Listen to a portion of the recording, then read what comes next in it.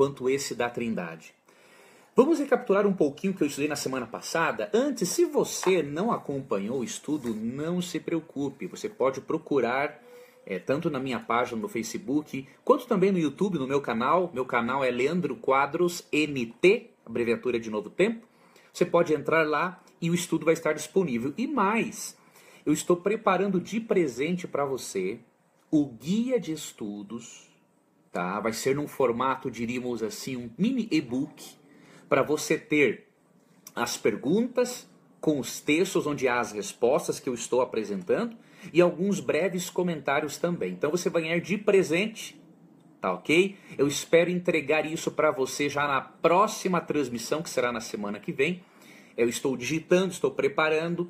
Vai ficar um e-bookzinho bastante interessante para você ter os estudos e acompanhar. Vamos recapitular brevemente o que nós vimos na semana passada. Nós vimos quantos deuses há, primeira pergunta. Qual é o primeiro de todos os mandamentos, que é amar a Deus acima de todas as coisas. Vimos como o único Deus verdadeiro é apresentado nas Escrituras. Aprendemos o que a Bíblia ensina sobre Jesus. E nos detemos numa questão importante de que a Bíblia identifica Jesus com Jeová no Antigo Testamento. Então, assim como Deus Pai é Jeová, Jesus também é chamado de Jeová e Deus Eterno.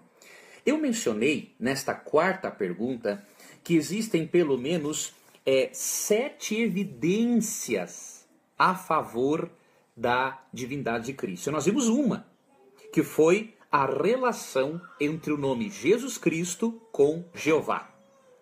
Agora vamos ver o segundo grupo de evidências de que Jesus Cristo é Deus no mais pleno sentido. O segundo grupo é textos que mostram que Jesus é igual a Deus em realizar algumas coisas. Primeiro, perdoar pecados. Abra sua Bíblia, Marcos, capítulo 2, verso 5. Lembre-se, nós estamos fazendo um estudo bíblico, será importante que você abra sua Bíblia. Lógico, se você estiver em algum lugar que não seja possível, não tem problema, acompanhe o estudo e depois eu vou dar o guia de estudos para você de presente. Tá ok? Mas se você tiver Bíblia disponível, abra comigo para lermos Marcos, capítulo 2, versículo 5. Se em algum momento você ouvir voz de criança no fundo, são as minhas filhinhas, tá ok? Tem uma filhinha de 6 anos, a Yasmin, e outra de 1 ano e 4 meses, que é a Lavínia. As gracinhas, mas que brincam, gritam. Então, fique tranquilo, faz parte, né? As crianças estão brincando e eu estou aqui em casa. Marcos 2, verso 5 diz o seguinte: vendo a fé que eles tinham, Jesus disse ao paralítico: filho, os seus pecados estão perdoados. Estavam sentados ali alguns mestres da lei raciocinando em seu íntimo: por que esse homem fala assim? Está blasfemando. Quem pode perdoar pecados a não ser somente Deus? Veja, Jesus não estava aqui perdoando pecados indiretamente, como faz qualquer seguidor de Cristo ao levar o Evangelho. Tá ok? Como ensina lá em Mateus 16, 16 a 18. Aqui Cristo está perdoando diretamente. Se você comparar com esse texto, com Daniel 9,9, Daniel 9,9 diz assim: ao Senhor nosso Deus pertence o perdão, pois nos temos rebelado contra Ele. Então, se Jesus é apresentado com a capacidade de perdoar pecados, a Bíblia está dizendo que Ele é igual a Deus o Pai. Tá ok? Outra coisa, Jesus é apresentado como tendo a capacidade de ressuscitar mortos. Vamos ler João 5, 25 e 29. Fique tranquilo, esses textos, todos e os outros mais estarão disponíveis para você no guia de estudos. João 5, 25 e 29. Eu lhes afirmo que está chegando a hora, e já chegou, em que os mortos ouvirão a voz do Filho de Deus, e aqueles que a ouvirem viverão. Olha que interessante, esse texto diz claramente que ao ouvir-se a voz do Filho do Homem, os mortos ressuscitarão. Vamos comparar isso com 1 Samuel, capítulo 2, verso 6. Dá uma olhadinha aqui. O Senhor mata e preserva a vida, Ele faz descer a sepultura e dela resgata. De acordo com o Antigo Testamento, só Deus, Yahvé, pode resgatar alguém da sepultura. 1 Samuel 2, verso 6. E Jesus, no Novo Testamento, tem o poder diretamente de resgatar alguém da sepultura. Então isso aqui mostra a divindade de Cristo. Até porque da ressurreição de Cristo depende a ressurreição de todos os mortos. Lembra de Atos 3,15? Lá diz assim que Cristo é o autor da vida. É bem diferente, por exemplo, de um ser humano ser usado para ressuscitar alguém pelo poder de Deus. Cristo tem o poder para ressuscitar, porque de acordo com Atos 3,15, Cristo é o autor da vida. Tá bom? Outra questão que iguala Jesus a Deus o Pai é o fato de a Bíblia dizer que além de perdoar pecados e ressuscitar mortos, Cristo é também juiz. Isso aqui também é muito forte. Nós vamos comparar João capítulo 5, versículo 27 com Joel 3:12. João 5:27 diz assim: E deu-lhe autoridade para julgar, porque é o Filho do Homem. Verso 22. Além disso, o Pai a ninguém julga, mas ao Filho confiou todo o julgamento. Jamais Deus o Pai confiaria o julgamento a Jesus se Jesus fosse alguém menos do que Deus. Somente Deus, sendo onisciente, pode saber tudo que está no coração do humano e ser juiz. Quando o texto bíblico fala que o Pai confiou isso a Jesus, é uma forma de expressar a subordinação funcional de Cristo em relação ao Pai. Mas a verdade de que Cristo faz a mesma coisa, que é a capacidade de julgar, isso está claro no texto, mostrando que ele é divino. E quando você lê esse texto de Joel 3, verso 12, você percebe que esta capacidade de julgar só pertence a Deus. Se Jesus fosse apenas uma criatura, um semideus, imaginou o julgamento de toda a humanidade ser confiado a alguém inferior do que o Pai? Não tem lógica, né? É óbvio que o julgamento foi confiado a alguém que é Deus como Deus o Pai, que é onisciente, que pode perscrutar o coração, entender os mistérios da natureza humana. E Joel 3,12, né, diz o seguinte: Agora, porém, declara o Senhor, voltem-se para mim de todo o coração em jejum, lamento e pranto. Eu li o verso 2, capítulo 2, 3,12. Despertem nações, avancem para o vale de Josafá, pois ali me assentarei para julgar todas as nações vizinhas. Deus está dizendo que vai julgar a todos. E curioso que lá também em Mateus 25, 31 a 46, Cristo reúne as nações para julgá-las. Ou seja, Cristo é apresentado como Deus o Pai no Antigo Testamento, ele é juiz. E uma outra evidência, Cristo deve receber a mesma honra que Deus o Pai. Isso está em João 5, 23, que diz: para que todos honrem o Filho como honram o Pai. Aquele que não honra o Filho, também não honra o Pai que o enviou. Como que um ser menor do que Deus poderia ser honrado como Deus? Não pode. Apenas um ser que tem a mesma essência que Deus Pai, como eu já expliquei na lição passada, apenas este ser pode ser honrado como Deus Pai. Então, esses textos falam da igualdade de Cristo com o Pai em perdoar pecados, ressuscitar mortos, ser juiz e receber a mesma honra. Um terceiro grupo de evidências que mostra a divindade de Cristo são os textos que apresentam a Jesus como Deus Messias. Veja que curioso, o Alcorão, livro sagrado dos muçulmanos, ele reconhece que Jesus era o Messias. Lá na Sura, capítulo 5, versos 17 e 25. E curioso é que mesmo o Alcorão não reconhecendo a divindade de Cristo, mas reconhecendo que ele foi Messias, o Antigo Testamento bíblico, por sua vez, diz que o Messias seria o próprio Deus. Nunca o Antigo Testamento prometeu um Messias que não fosse Deus. O Messias prometido, o Salvador prometido no Antigo Testamento era o próprio Deus, né? Portanto, Se Jesus reivindicou o título de Messias, ele está dizendo: eu sou o Deus Messias do Antigo Testamento. Muito simples de entender essa lógica. Vamos para os textos bíblicos que mostram isso? Primeiro, Isaías 9, verso 6. Isaías capítulo 9, verso 6. Eu estou lendo na Nova Versão Internacional, ok? Diz assim: porque um menino nos nasceu, um filho nos foi dado, e o governo está sobre os seus ombros. Ele será chamado Maravilhoso Conselheiro, Deus Poderoso ou Deus Forte, Pai Eterno e Príncipe da Paz. Veja, o Messias é chamado de Deus Forte. E de acordo com os autores do Novo Testamento, quem é o Messias? Jesus. Se o Messias seria Deus Forte e Pai Eterno, os autores do Novo Testamento, os judeus cristãos, estão reconhecendo que Jesus é o Deus Messias. Outro texto importante, Salmo 45, 6. Esse salmo, quando comparado com Hebreus 1:8, deixa muito claro o assunto. Não tem como negar a divindade de Cristo com um texto desse, a não ser que a pessoa seja muito rebelde, né? Aí, infelizmente, ela terá que prestar contas a Deus por sua rebeldia e teimosia. Mas o Salmo 45, 6 diz assim: o teu trono, ó Deus, subsiste para todo sempre. Cetro de justiça é o cetro do teu reino.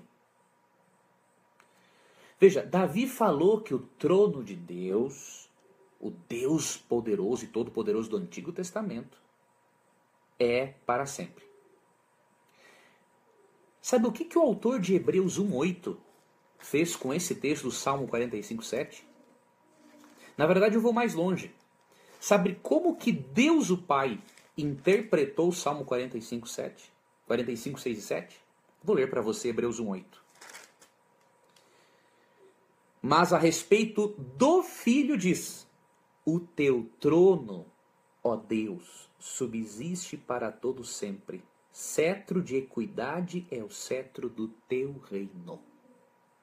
Meu amigo, se o próprio Deus, o Pai, aplicou o Salmo 45, versos 6 e 7 a Jesus, quem é o ser humano, quem é o antitrinitariano para dizer que Hebreus 1:8 não fala que Jesus é o Deus do Antigo Testamento? Tem que ter muita audácia. Se o próprio Deus Pai entendeu que o Deus do Antigo Testamento, o Deus Messias, era Jesus, você e eu, com humildade de coração, precisamos aceitar. Outro texto que fala de Jesus identificando com o Deus Messias, podemos ver, por exemplo, no Salmo 110:1. Salmo capítulo 110, verso 1.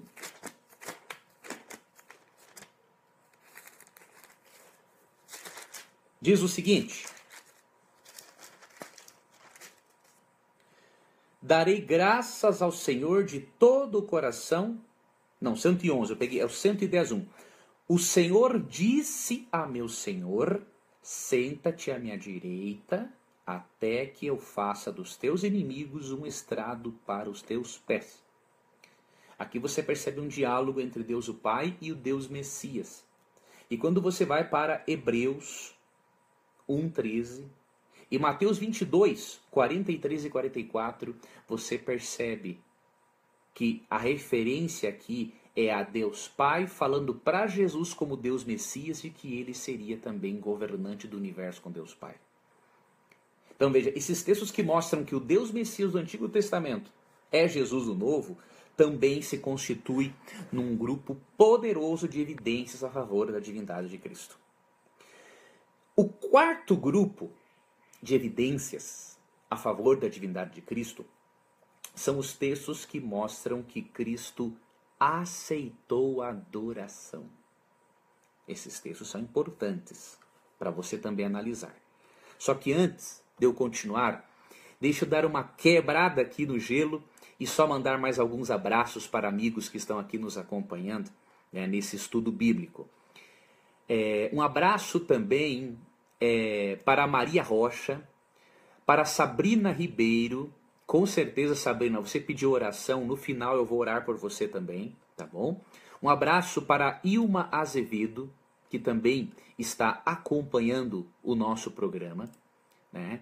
E vamos ver para mais algumas pessoas aqui que estão acompanhando essa transmissão ao vivo, para nós podermos aqui interagirmos um pouquinho, não é? Vamos dar uma olhadinha aqui nos outros comentários. Aqui vão carregando muitos comentários e... Bom, depois eu continuo aqui atualizando mais, porque vão chegando tantos comentários que a gente não consegue muitas vezes pegá-los aqui numa sequência, mas não tem problema, depois eu vou dar aqui, ó, mais umas pessoas. Marta Freire também pediu oração, vamos orar sim, Marta. Um abraço para o Leonardo, um abraço para o Eduardo Carvalho Costa de Iguape, fique com Deus, meu irmão. E um abraço para a Neite Costa, da Igreja de Pau dos Ferros, né? Que Deus abençoe a todos vocês que estão acompanhando aqui essa transmissão. Vamos então para o quarto grupo de evidências a favor da divindade de Cristo, os textos que mostram que Cristo aceitou a adoração. Em Êxodo 20, 1 a 5, lemos o seguinte. Êxodo capítulo 20, versos 1 a 5. E Deus falou todas estas palavras. Eu sou o Senhor, o teu Deus, que te tirou do Egito, da terra da escravidão. Não terás outros deuses além de mim. Não farás para ti nenhum ídolo, nenhuma imagem de qualquer coisa no céu, na terra ou nas águas debaixo da terra. Não te prostrarás diante deles, nem lhes prestarás culto, porque eu sou o Senhor, o teu Deus, sou Deus zeloso, que castiga os filhos pelos pecados de seus pais até a terceira e quarta geração daqueles que me desprezam. Mas trato com bondade até 1000 gerações aos que me amam e obedecem aos meus mandamentos. Veja, entre os dois primeiros mandamentos há uma ordem clara. Não terás outros deuses diante de mim, não farás imagem de escultura e não te prostrarás diante deles. Ok? Jesus não recebeu homenagem simplesmente, porque tinha o costume na época de às vezes prostrar-se diante de um rei, diante de um governante, para manifestar respeito.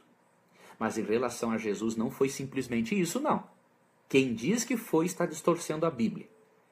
A Bíblia claramente mostra que em relação a Jesus, as pessoas adoraram a Jesus. Quer ver? Primeiro texto, Mateus 8, verso 2.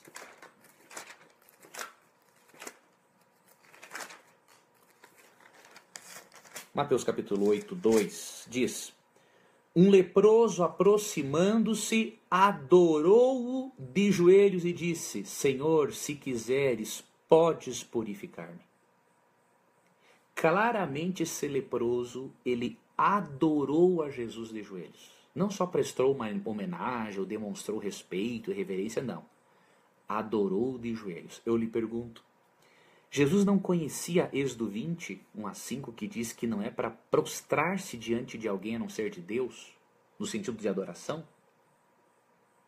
Se Jesus conhecia Êxodo, e eu tenho certeza disso, e ele aceitou a adoração desse leproso, é óbvio que Jesus é Deus. Não há dúvida alguma. Outro texto importante, Mateus 9, 18.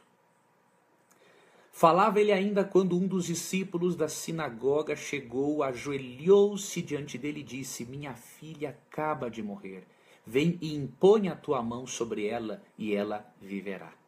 Não é um ajoelhar só para prestar homenagem, é adoração mesmo. Cristo repreendeu-o por isso? Não o repreendeu. E olha esse texto aqui, João, capítulo 20, verso 28.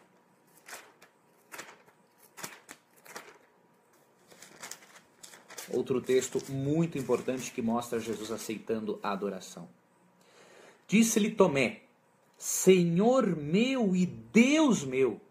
Então Jesus lhe disse: Porque me viste, você creu? Felizes os que não viram e creram. Uma vez, um amigo testemunha de Jeová argumentou comigo o seguinte: Quando Tomé disse, Senhor meu, ele olhou para Jesus. Mas quando ele disse, Deus meu, ele olhou para o céu. Gente, é uma falta de respeito com o texto bíblico. Quando Tomé falou Senhor meu e Deus meu, ele está falando para Jesus. Tanto que Jesus no verso 29 fala assim, porque me viu, você creu?